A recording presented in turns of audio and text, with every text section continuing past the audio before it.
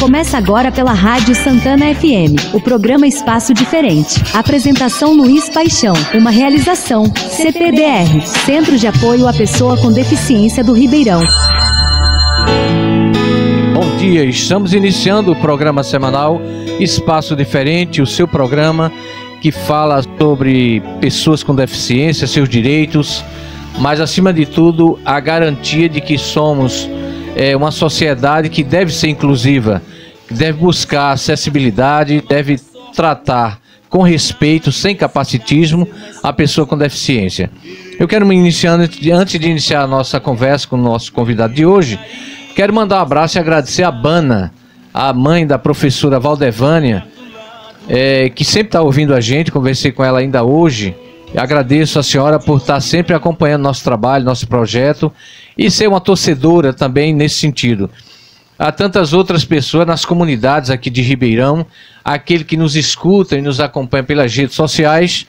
A gente está sempre agradecido. A seu Henrique também aqui, que é uma pessoa já com seus 90 e poucos anos, mas sempre está ligado na Rádio Santana e também nos escuta. Seu Henrique, muito obrigado, saúde ao senhor e toda a sua família.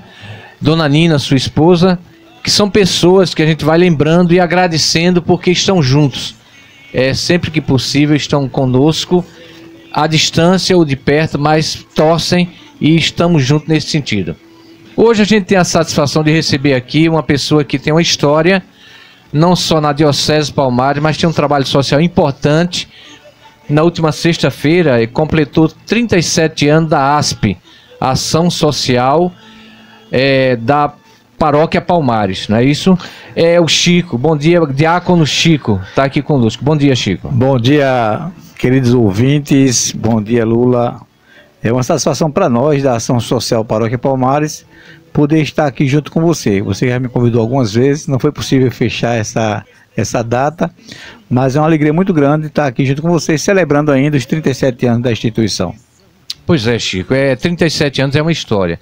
Eu queria que você falasse para os nossos ouvintes e para nós como começou o início, a fundação desse belíssimo trabalho que você está à frente hoje. Inclusive, há 37 anos atrás, eu também estava naquele momento da fundação da instituição, criada no momento Padre Dino, hoje Bispo Emérito de Caruaru, Dom Dino Marquió.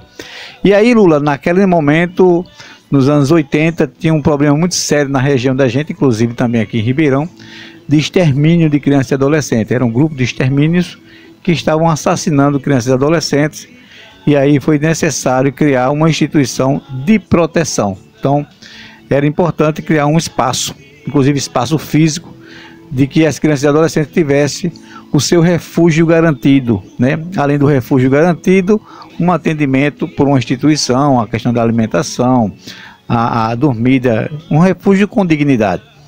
E aí, Padre Dino, na época, se juntou com um grupo de pessoas ligadas à sociedade palmarense, também de igreja, o Diácono Duran, o Agenor Gomes, Genilda da Rede Ferroviária, eu, que estava chegando, ainda era jovem, estava chegando para trabalhar na questão da catequese, e nos chamou e pensamos e fomos assim trabalhando essa questão da instituição. Isso em 88 fundou oficialmente, com estatuto, tudo direitinho, e foi uma luta muito grande de lá para cá, 37 anos, você imagine trabalhar com um público que não é respeitado, que é estigmatizado pela sociedade. Eram os meninos de rua, eram os trombadinhas do padre, era dessa forma que nós éramos tratados, eles eram tratados, principalmente eles. E aí a ASP começou a trabalhar tanto a questão do acolhimento, quanto a questão de formação para o trabalho. Aí vem, durante a sua caminhada, cursos profissionalizantes. Fizemos, ou inclusive esse ano, um curso muito bom de eletricidade predial e residencial, com um professor engenheiro eletricista aqui do Recife, porque a gente entende que a educação é base para tudo, e a gente não pode apenas acolher as crianças, mas dar a ela também oportunidades e dignidade no atendimento. E hoje, Lula, nós temos 95 crianças e adolescentes morando conosco, de 16 municípios, né? De Salgueiro até aqui em Escada, Maragi, Primavera. Ribeirão também nós temos crianças e adolescentes. E de Jatobá, Itacaratu até Frei Miguelinho. Então a gente tem uma capilaridade, uma instituição muito grande, mas com muito trabalho. Você teve lá semana passada, foi uma gratidão para a gente. A Josefa teve com a gente também. Para a gente foi super importante a presença de vocês dois. Vocês tiveram assim noção da dimensão do nosso serviço. Pois é, essa dimensão que você fala, ela só é enxergada, ela só é entendida a partir do momento que você está presente. O Lar Heleninha também é uma dentro desse projeto, né? Eu queria que você falasse... As pessoas inclusive conhecem muito o Lar Heleninha, parece que é uma outra instituição, na verdade. Sim, sim. A Ação Social Paróquia Palmares, ela tem o Lar Heleninha com a casa feminina e a casa dos bebês. Nós temos hoje 21 crianças de 0 a 3 anos, Lula. Nosso morador mais novo tem 30 dias, chegou com 10 dias de vida na instituição, inclusive essa criança é de Palmares.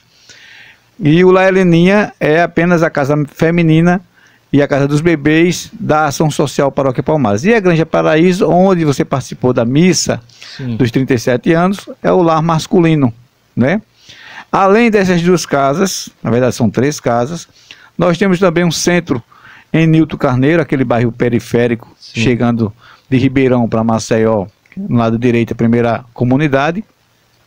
Nós temos um centro de atividades extra classe. Então, os meninos que estudam pela manhã no município, geralmente, à tarde está conosco, ou o inverso, à tarde está conosco e de manhã está na escola.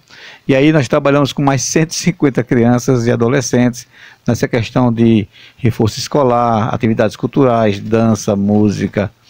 Então, a instituição tem essas ações, essas frentes de trabalho. Então, o Lar Heleninha, que eu falar, Lar Heleninha é a mesma ASP que está a Granja Paraíso. É verdade. Quando você fala essas coisas, é o sonho de qualquer instituição que tem o objetivo, né, de ajudar socialmente a um determinado público. Vocês têm feito isso com muita seriedade e são reconhecidos até talvez nacionalmente por esse trabalho. Na missa, Chico, eu queria que você falasse, vocês estão recebendo hoje pessoas da Itália, né, um grupo de jovens da Itália. Isso é verdade. Como é que esse intercâmbio? Lula, eu acredito que nada a gente consegue fazer bem sozinho, principalmente as questões sociais. A parceria para a gente é fundamental.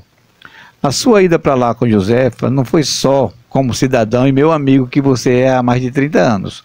Você foi porque você representa também uma instituição, como a CPDR, uma instituição importante na Mata Sul.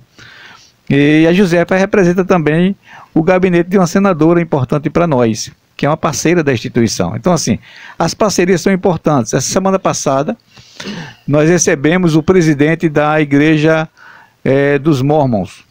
A atividade de vocês não é católica, não. A nossa ONG ela é independente, ela foi fundada por um padre.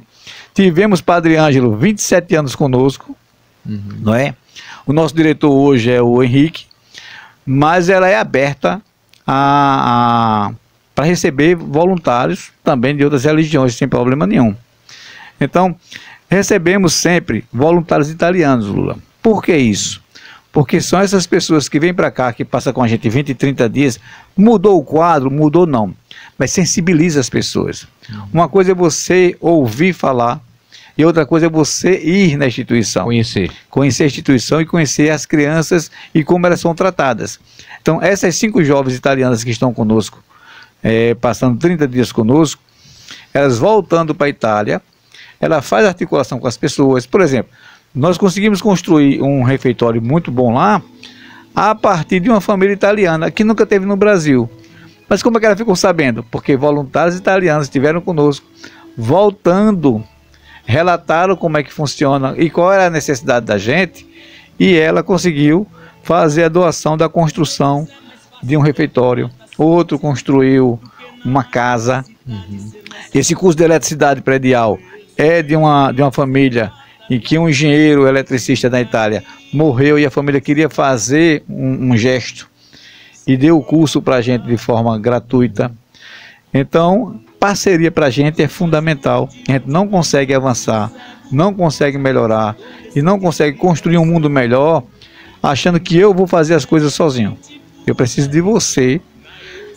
A substituição CPDR para mim é super importante. Você tem know-how nessa área de pessoas com deficiência que eu não tenho.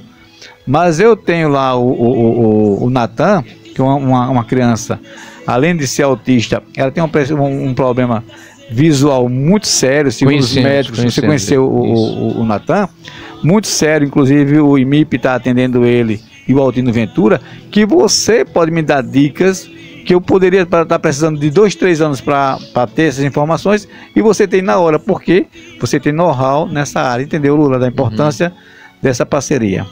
Pois é, Chico, eu estou conversando com o Francisco Chico, diácono da Diocese Palmares e um dos coordenadores, diretor de projetos da ASP, aqui em Palmares. Chico, uma coisa que eu queria te perguntar e sua opinião. Nós vivemos numa região muito carente, socialmente falando, difícil. Esse trabalho com crianças que começou, como você, na época havia um grupo de extermínio, todo aquele processo, né, da época, e hoje como é que está essa violência contra crianças e elas que estão ainda indo para esse trabalho social que vocês têm? Qual a realidade hoje dessas crianças numa região tão pobre, rica, mas ao mesmo tempo pobre? Lula, eu diria que a questão do grupo de extermínio mudou muito. Talvez a questão do sistema de garantia de direitos pressiona mais, a questão das varas da infância, né? Uma polícia mais presente, você tenha diminuído essa questão do extermínio, porém não diminuiu a violência. Eu tenho lá na nossa casa, Lula, 90% das crianças que estão conosco foram vítimas de algum tipo de violência. E geralmente a violência intrafamiliar. Então é muito grave o que a gente está discutindo, por exemplo, a violência, o abuso sexual, né? Nós recebemos agora essa criança de 10 dias, ela está com 40 dias hoje, ela chegou com a mão queimada. A mãe queimou a mão de uma criança de 10 dias.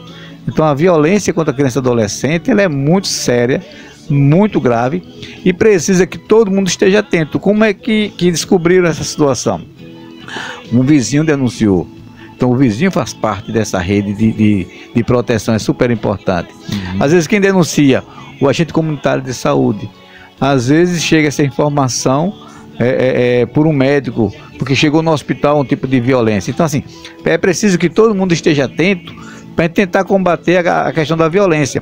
Mas a violência não mais tanto como era no passado, a questão do extermínio, mas não diminuiu a violência, tanto que nós temos, sem necessidade, 95 crianças morando numa instituição.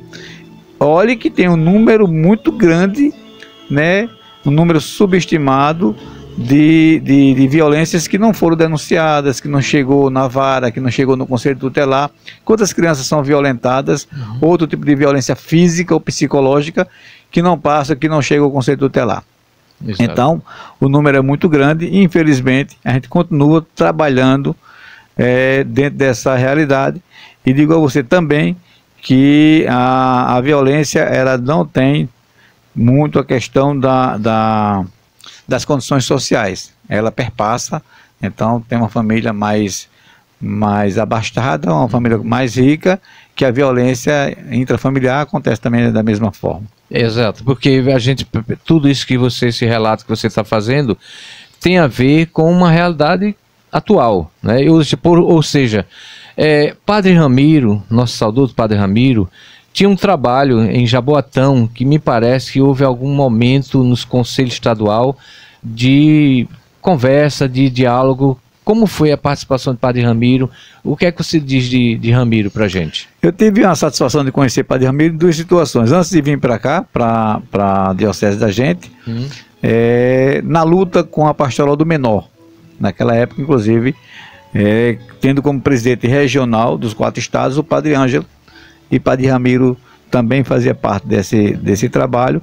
E nós conhecemos, eu estive em Jaboatão algumas vezes, ali perto do Curado 3, indo para Moreno. Ele tem uma chácara, uma granja, e a instituição passou a ser o maior e melhor criador de rebanhos caprinos do Nordeste. Ele ganhou vários prêmios, inclusive, profissionalizando os meninos. A ideia da criação de animais era justamente para formar crianças e adolescentes que moravam também naquela instituição. E depois ele avançou, o Padre Ramiro era muito bem articulado, e ele avançou muito na questão do jovem aprendiz, o primeiro emprego.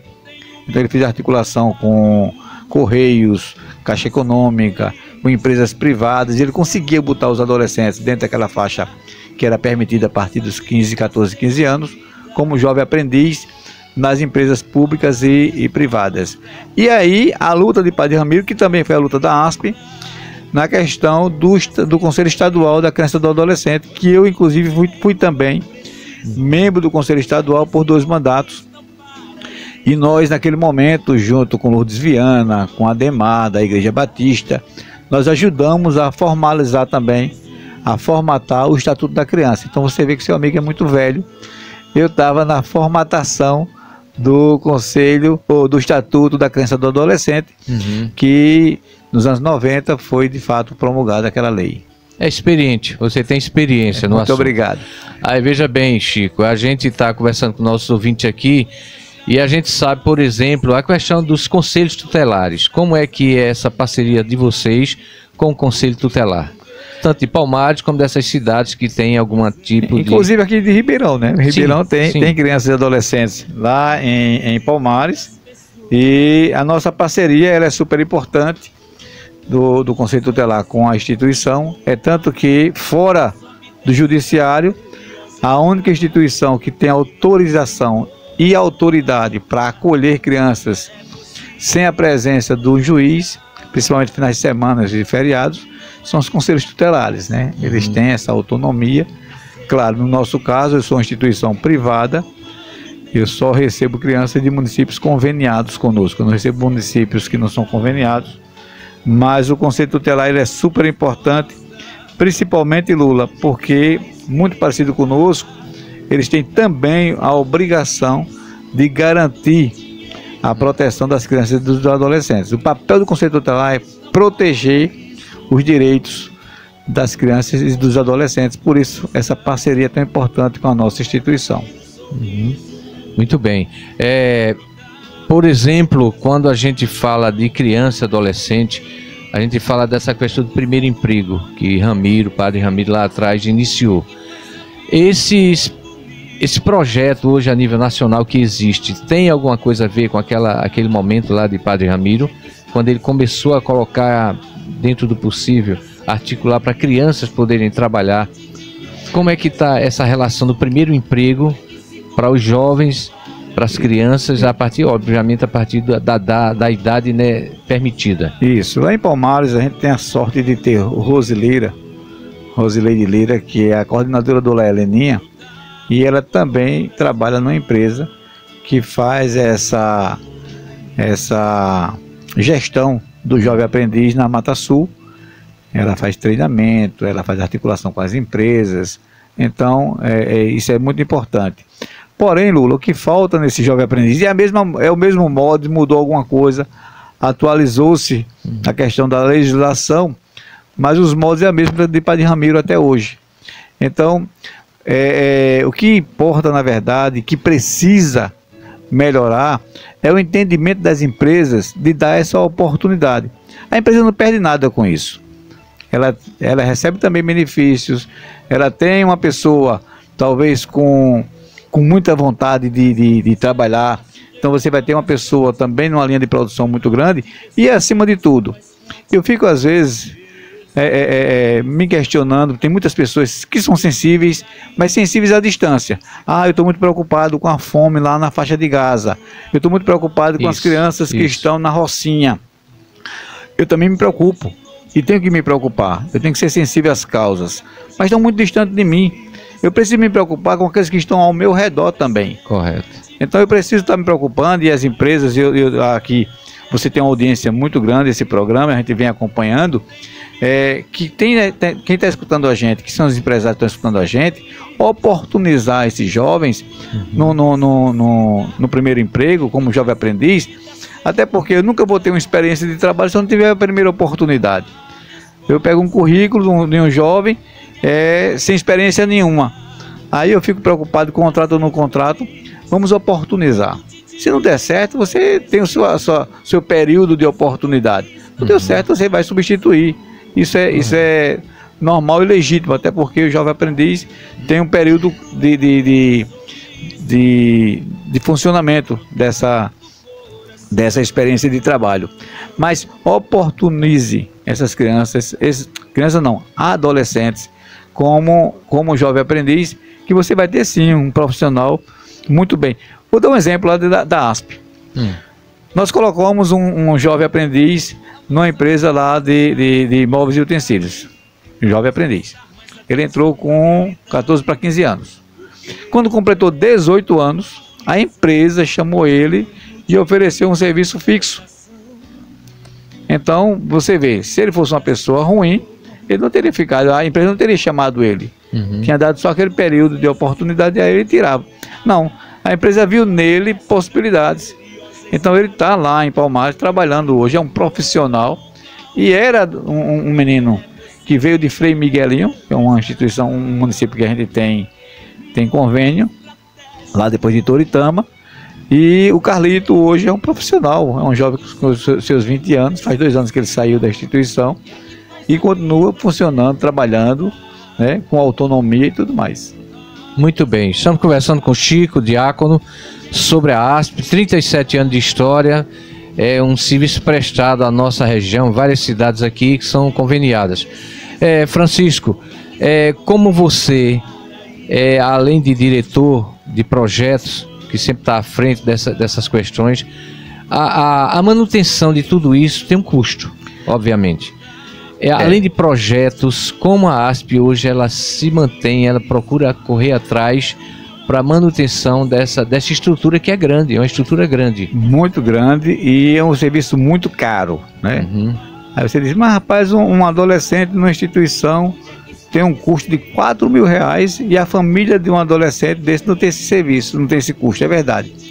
A nossa instituição, por lei, Lula, ela tem que ter a cada 30 crianças uma equipe multidisciplinar. Eu preciso ter um psicólogo, uma assistente social, uma coordenadora da casa e uma pedagoga. Só para você ter ideia dos profissionais diretos.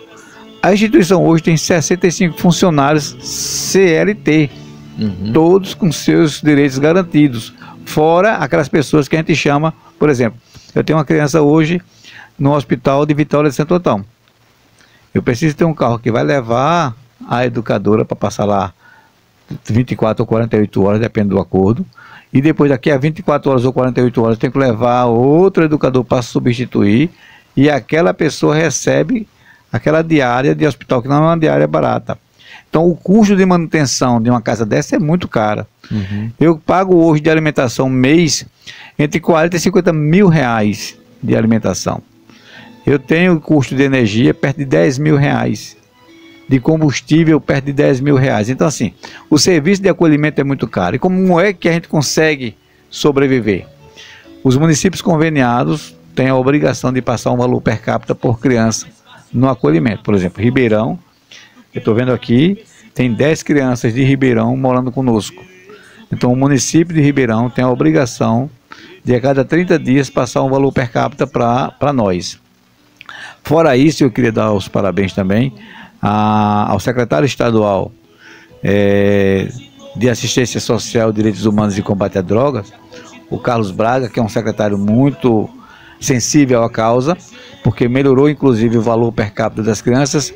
O Estado é cofinanciador desse serviço, mas só que num valor menor. E infelizmente o governo federal não vem também cumprindo a sua parte como cofinanciador do serviço de acolhimento. Precisa, a gente está fazendo uma discussão inclusive política, uma gestão política para a gente fazer que o governo federal também assuma a sua corresponsabilidade no serviço de acolhimento. E aí, Lula, a conta não fecha. E quando a conta não fecha, eu preciso dos parceiros. Além do município, que é parceiro, mas é um parceiro porque eu tenho umas crianças conosco, mas eu preciso de voluntários. Você viu lá aquelas italianas voluntárias, Sim. mas eu tenho, por exemplo, dentistas voluntários. Hoje eu não tenho nenhum problema dentário na instituição, com 91 crianças, porque eu tenho pelo menos 8 ou 10 dentistas que se colocam à disposição, colocam o seu consultório à disposição da gente.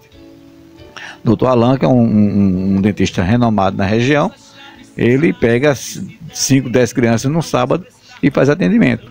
Você conheceu o doutor Flávio lá em Palmares, o dentista, e ele também faz o atendimento, né, dele pessoal para as nossas crianças e adolescentes. Inclusive ele disse que eu fechei todo o diagnóstico da casa das meninas, do La Heleninha, e agora eu vou fazer com os meninos. Uhum. Então assim, eu preciso de voluntários.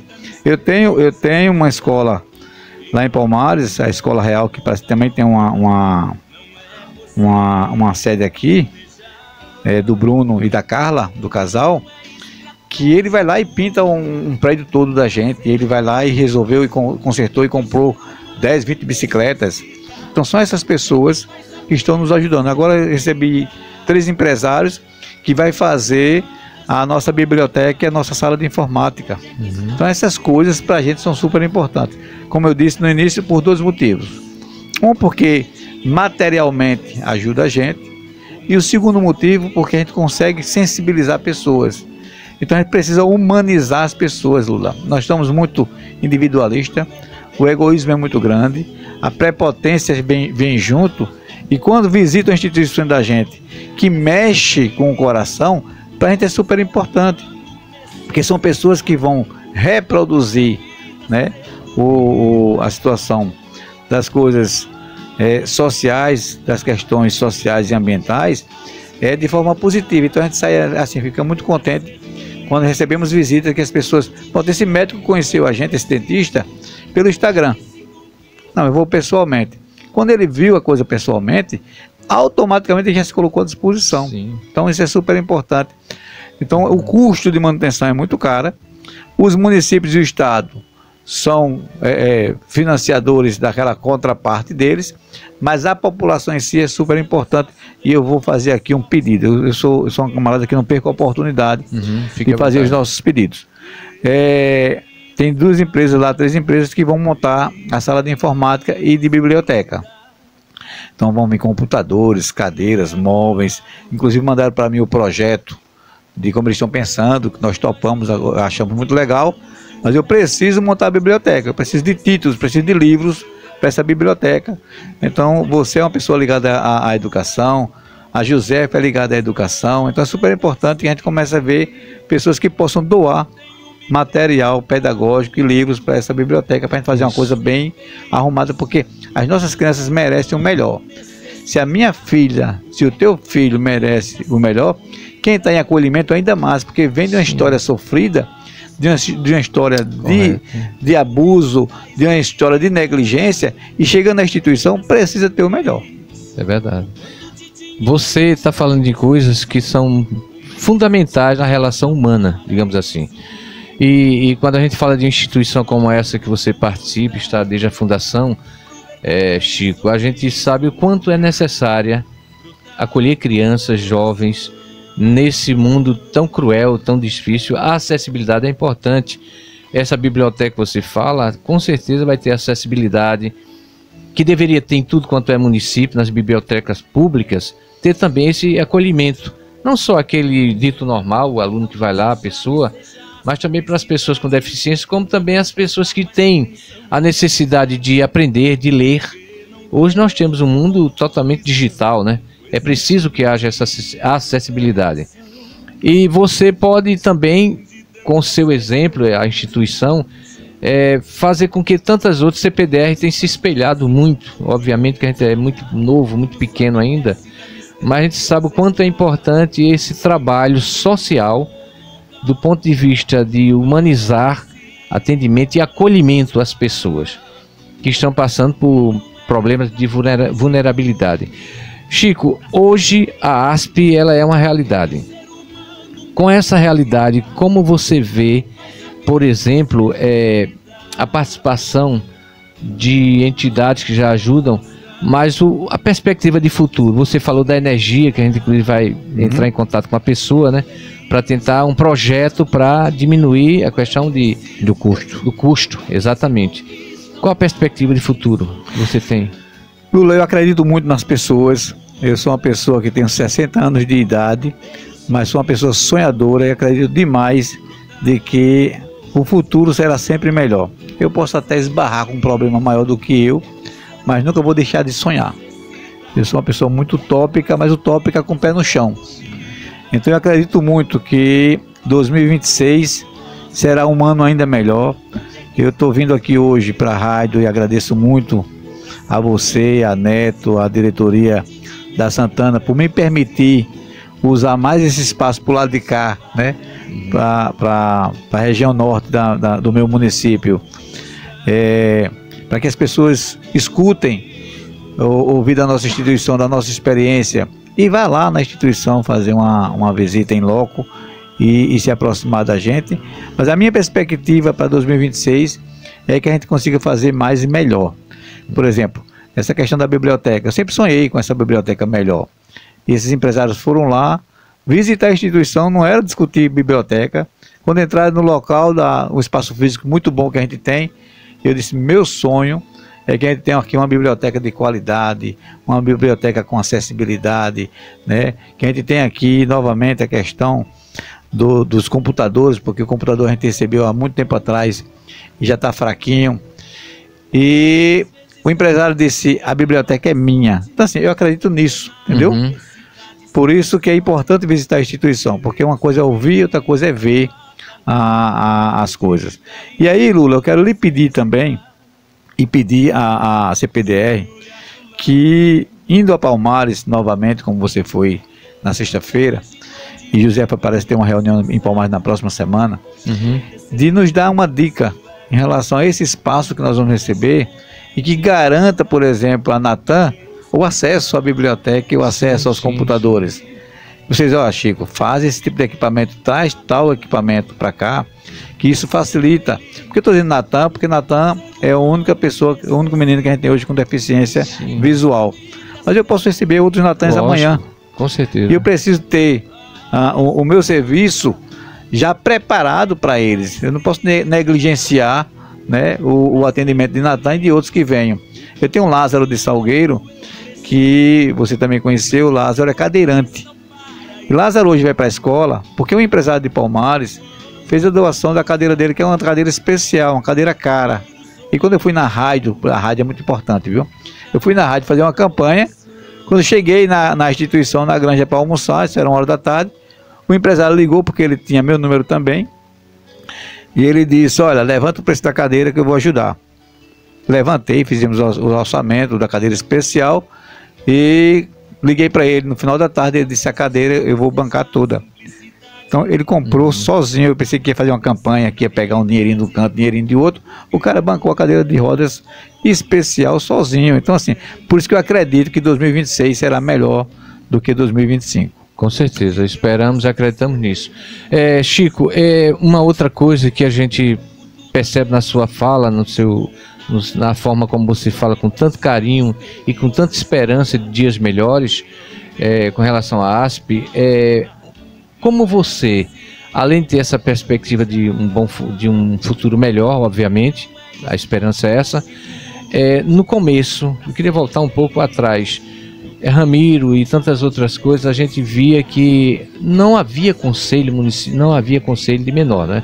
Como era aquela realidade do começo? Na verdade, nem tinha conselho de direito, nem conselho tutelar, né? Porque não tinha o estatuto. O estatuto foi que, a partir do estatuto, que é a Lei 8.069 de 90, em julho de 90, a partir dali cai o Código de Menores, cai essa linguagem de menor é como se fosse uma coisa menor do que eu, e se discute a questão da política de garantia de direito da criança e do adolescente, ou da infância, como são as varas da vara da infância e juventude.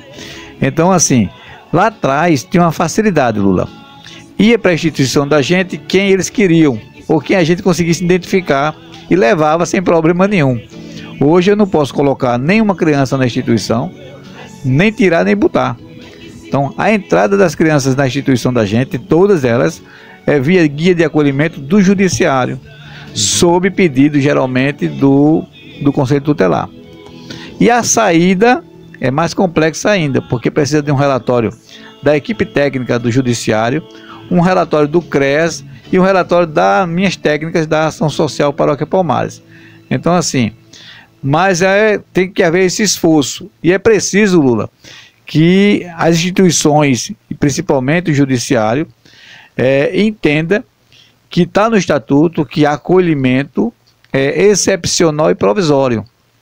E às vezes se demora muito para fazer uma audiência. A gente está numa luta lá para ter uma audiência de uma menina de 4 anos que chegou com 1 ano de idade, já está com 4 anos e sem audiência. Então precisa que o judiciário seja mais ágil para que essas crianças não fiquem na instituição por tanto tempo. Então, por um lado, era mais fácil entrar e sair. Por outro lado, hoje é mais seguro entrar e sair. Então, mesmo que seja mais burocrático, mas é mais seguro a entrada e a saída das crianças e adolescentes, porque tem toda uma rede de proteção para fazer acontecer o acolhimento e o desacolhimento das crianças. E o desacolhimento depende. Pode voltar para a mesma casa, porque se o abuso sexual foi na casa, não volta para a mesma casa. Tem uma família extensa, tem um tio, tem uma tia, um avô, uma avó que possa receber? Não tem. Qual é o plano C? É uma família acolhedora. Então, existe um programa nacional. Adoção? Seria uma adoção? Não, ainda não. Família acolhedora são famílias que se dispõem por um período de receber uma criança na sua casa, ou 2 crianças, um irmão com uma irmã, receber.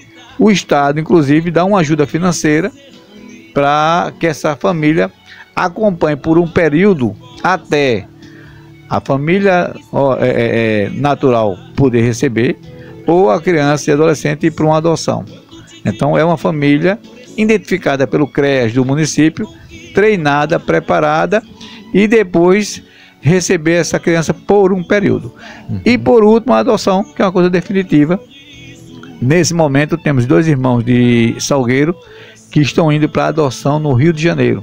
Então, lembrando que a lista de adoção não é uma lista feita pela instituição, é uma lista feita pelo Conselho Nacional de Justiça, é uma grade nacional, tanto de quem quer acolher, dos pais, quanto das crianças e adolescentes que estão aptas para o acolhimento, e quem lança essa criança na lista nacional é o Tribunal de Justiça de Pernambuco.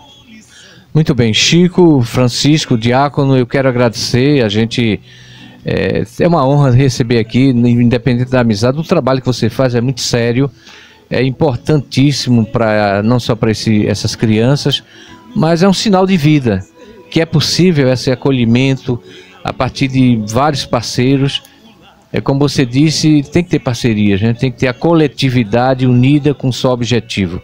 E você tem feito isso, você, todos que fazem parte lá, Padre Sandro, que estava celebrando também. Na celebração, e agora é sócio da gente. Isso, ele na missa, ele falou, né, que passou a ser sócio da instituição. Mas é isso, eu quero abrir o microfone, já está aberto, mas dá um tempo para vocês, sua palavra final, e nós só temos que agradecer. A gratidão ter uma pessoa como você aqui, que faz um trabalho social tão sério e importante. Fique à vontade. Lula, meu agradecimento inicial é justamente a você que me deu essa oportunidade de me convidar para vir para cá, para falar um pouco da nossa instituição, da nossa história, da nossa vida, e de maneira especial por essas crianças e adolescentes que estão conosco lá. Parabenizar também, nesses 37 anos, o nosso diretor, que é Henrique, né, você conheceu. Sim. Henrique está lá há mais de 25 anos e é o nosso diretor, depois da saída do Padre Ângelo, que também conduz o nosso trabalho e tem essa responsabilidade com as crianças e adolescentes. Convidar, inclusive, certamente está nos ouvindo, porque essa rádio tem essa potência. Eu tive conversando mais só por telefone com a prefeita, e é um dos municípios parceiros. Eu disse, uma coisa é ver e outra coisa é ouvir. Então é super importante que a prefeita, que era a secretária de Ação Social, ela vá a Palmares, ver essas 10 crianças de Ribeirão que estão conosco lá, e ver de perto a nossa realidade. Então a gente convida também para se fazer presente. Eu quero também, né, mandar um abraço para todos os ouvintes desse programa, Lula, de maneira especial a Josefa. A Josefa é uma grande parceira, não é porque é sua esposa, mas a gente também se conhece há muito tempo, e Josefa tem sido esse elo para nós entre um gabinete de uma senadora importante e a nossa instituição. Eu trabalho em cima de parcerias, de captação de recursos, então esse elo é super importante. Quero mandar um grande abraço e aniversariante de ontem, né, Padre Ironildo, isso, meu amigo pessoal, e um abraço a Padre Alaelson. Hoje à noite a gente vai se encontrar na missa dos 25 anos de ordenação episcopal de Dom Genival, e dizer que nós estamos abertos e agradecidos pelo convite, e convidar todos da região, empresários aqui de Ribeirão, que possa nos visitar, que possa ir à instituição, à Ação Social Paróquia Palmares. Nós trabalhamos de domingo a domingo, né, de sol a sol, porque casa não fecha. A minha casa não fecha, tudo não fecha, então lá também não fecha. Nós temos trabalho de domingo a domingo, com 95 crianças, como eu disse, de Salgueiro até Escada. Então a gente tem muita gente e temos muitos funcionários. A gente também parabeniza e agradece os nossos colaboradores que mantêm essa instituição viva e as nossas crianças e adolescentes com seus direitos garantidos. Então, Lula, um grande abraço e agradecer aqui a diretoria da Santana FM, na pessoa de Neto, que conheço também há tanto tempo, e à disposição para vir aqui em outros momentos que você possa nos convidar. Muito bem, obrigado, Chico. Nós é que agradecemos a sua participação, elucidar, colocar às claras, né, esse trabalho que todo mundo conhece, mas é bom reforçar. 37 anos, são 37 dias, né? Exato. A Padre Ironildo, você comentou ontem, foi a missa de celebração de aniversário, que também está nessa luta. Você sabe, enquanto diácono, do desafio dele de construir a nossa matriz, né, lá na Coab de Santa Luzia. Que Deus o abençoe e dê forças, e a comunidade, obviamente, esteja junto e está junto. Ele é jovem, ele aguenta a pressão. Com certeza, e ele é muito dinâmico. O jeito dele falar e fazer as reuniões, eu participei já de algumas, é importante. A todos vocês, um bom final de semana. Próxima semana tem uma convidada muito importante aqui com a gente, e a gente só tem que aprender com as pessoas como o Chico que esteve aqui hoje. Até próxima semana, se Deus quiser. Um bom final de semana a todos. Sem olhar do lado,